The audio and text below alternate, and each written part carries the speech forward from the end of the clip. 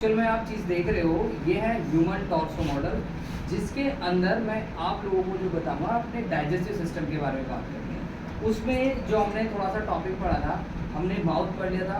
Mouth के अंदर हमने टीथ के साथ हमने टंग के साथ हमने सलाइवरी ग्लैंड के बाद हमने बात की थी फूड पाइप की।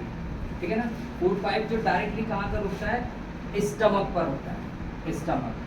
स्टमक की अगर हम बात करते हैं, अगर आप इसको प्रॉपर वे में देखते हो तो इसे कहा जाता है जे शेप्ड स्ट्रक्चर। मस्कुलर स्ट्रक्चर होती है जो कि हमारी किसके साथ जुड़ती है, फूड पाइप के साथ जुड़ती है। और हमारे स्टमक के अंदर जो वॉल लेयर होती हैं उनके अंदर पाए जाते हैं हमारे गैस्ट्रिक ग्लैंड और म्यूकोसल लेयर। गैस्ट्रिक ग्लैंड क्या काम करते हैं, हमारे खाने को पचाने का काम करते हैं, जो बेसिकली हमारे फूड पार्टिकल्स को, बड़े बड़े फूड पार्टिकल्स को छोटे छोटे फूड पार्टिकल्स में तोड़ते हैं। ठीक है। HCl हाइड्रोक्लोरिक एसिड जो कि गैस्ट्रिक ग्लैंड से सिक्रेट होता है, वो बेसिकली क्या काम करता है, डाइजेशन में हेल्प करता है। प्लस उसी के साथ साथ म्यूकस को हिंदी में कहा जाता है श्लेष्मा, जो कि हमारी स्टमक की जो एक वॉल लेयर होती है, म्यूकोसल लेयर, श्लेष्मा की एक परत होती है जो म्यूकस यानी कि श्लेष्मा का श्रावण करती है, जो HCl की सांद्रता को, पेट के अंदर जो HCl सिक्रेट हो रहा है उसकी सांद्रता को क्या करती है, कम करती है, ताकि पेट के अंदर क्या हो, एसिडिटी ना हो। ठीक है। जे शेप मस्कुलर स्ट्रक्चर होती है और स्टमक के अंदर खाना अप्रोक्सीमेटली 4 घंटे तक रहता है। 4 घंटे के बाद जब डाइजेशन कंप्लीट हो जाता है तो यही खाना क्या होता है, ट्रांसफर कर दिया जाता है लार्ज और स्मॉल इंटेस्टाइन की तरफ, जिसमें पहले वो एंटर करता है स्मॉल इंटेस्टाइन, स्मॉल और स्मॉल के बाद लार्ज इंटेस्टाइन।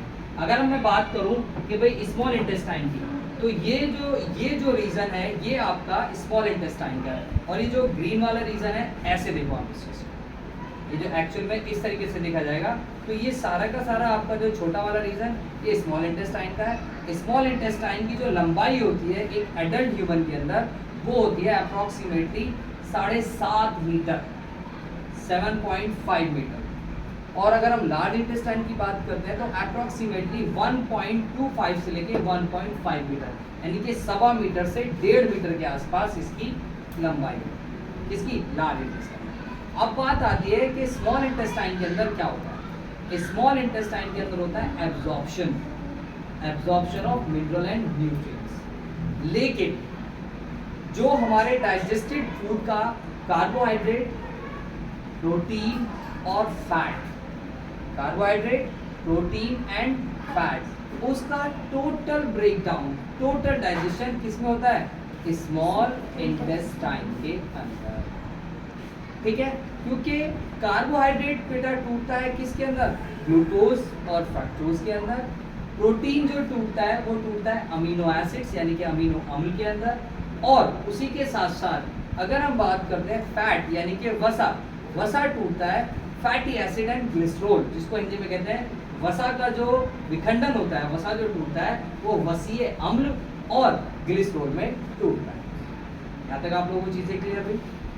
अच्छा, उसी के साथ साथ अगर मैं बात करता हूँ लार्ज इंटेस्टाइन की, लार्ज इंटेस्टाइन की अगर बात की जाए तो लार्ज इंटेस्टाइन के अंदर बेटा एब्जॉर्प्शन होता है वाटर एंड ड्रग्स, पानी और ड्रग्स। ड्रग्स मतलब यहाँ पर आता है, ड्रग्स का मतलब है यहाँ पर एक्चुअल में जो दवाइयाँ हम लोग खाते हैं उसके अंदर जो भी हार्मफुल न्यूट्रिएंट्स फॉर्म चीज़ें होती हैं उसको तो बाहर निकाल दिया जाता है, और जो भी चीज़ें हमारे किस चीज़ की हैं, बेनिफिशियल है, वो लार्ज इंटेस्टाइन इसको क्या कर लेती है, एब्जॉर्ब कर लेती है। अब बात ये आती है कि जो एब्जॉर्प्शन होता है स्मॉल और लार्ज इंटेस्टाइन में, वो किस चीज़ से होता है। तो लार्ज और स्मॉल इंटेस्टाइन के अंदर एक ऐसी स्ट्रक्चर पाई जाती है जिसे हम कहते हैं विलीज, और हिंदी में कहा जाता है दीर्घ रोम। ये जो विलीज होती है finger like projection which present inner lining of small and large intestine, यानी कि क्षुद्रांश और वृद्धांश, छोटी आंत और बड़ी आंत के अंदर पाई जाती है, जिसका बेसिकली फंक्शन होता है increase the absorption surface area.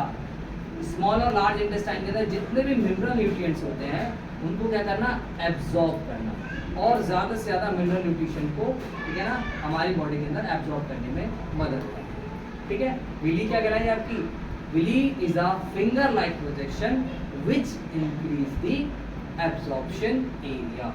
जो भी हम न्यूट्रिएंट लेते हैं उनको एब्जॉर्ब करने का काम विलीज का। अच्छा, लार्ज स्मॉल इंटेस्टाइन के बाद बात आती है हमारी लास्ट में, अगर हम बात करते हैं तो यहाँ पर आपका आता है रेक्टम, जिसे हम हिंदी में कहते हैं मलाशय। रेक्टम क्या होता है? It is the part of digestive system which collect the undigested waste in the form of excreta. यानी कि रेक्टम क्या है? मलाशय है जो बेसिकली हमारे शरीर के अंदर जितना भी अपचित खाना है जो एक मल के रूप में इकट्ठा किया जाता है, ठीक है। और लास्ट में जो हमारा एनस, जिसको हम कहते हैं मल द्वार या गुदा द्वार कहा जाता है, it's a passage where the excreta और आप कह सकते हो undigested waste in the form of what, किस चीज़ को क्या कहेंगे आप? उस चीज़ को कहा जाता है बेसिकली कि भाई एक्सक्रीटा फॉर्म में जो अनडाइजेस्टेड वेस्ट होता है उसका बॉडी से रिमूव होना, ठीक है ना, इन डिफिकेशन कहलाता है। यानी कि जो भी अनडाइजेस्टेड वेस्ट रेक्टम के अंदर यानी कि मलाशय के अंदर क्या था, स्टोर था, उसको by the process of defecation, मल निष्कासन विधि के द्वारा, डिफिकेशन प्रोसेस के द्वारा एनाल के थ्रू शरीर से बाहर निकाल दिया जाता है। ये था आपका नॉर्मली स्टमक से लेकर और एनस तक का एक छोटा सा डिस्क्रिप्शन कि किस तरीके से डाइजेशन होता है और एब्जॉर्प्शन।